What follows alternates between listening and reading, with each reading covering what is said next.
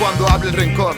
Mejor no preguntar si la respuesta puede ir a peor. Mejor olvida, mejor líos de camas que movidas. Es mejor oír tu voz que dejarte una perdida, que la pérdida que no se recupera deja herida. Y la culpa esférica vuelve al punto de partida.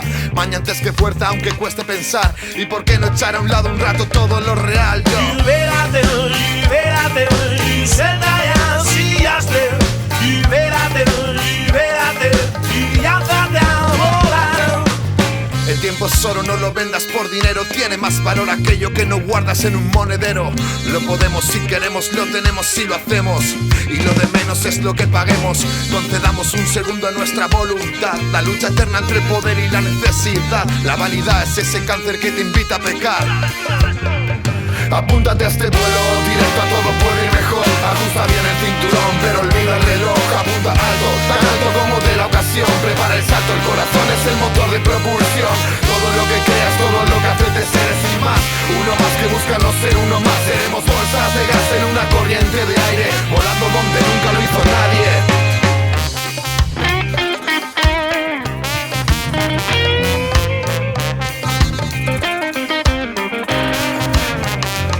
Cada segundo y el fin pendiente del reloj. Aguanto por un tiempo que cuando ya se pasó. Como trancas en un cuarto, paras a pensar que el momento más guapo está por llegar.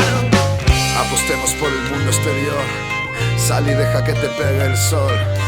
Tienes vida más allá de tu hall. Y en la calle se respira mejor. Libérate, libérate y suelta ya, si ya esté. Libérate, libérate, pero sin equipaje. Escape un momento, la dura realidad.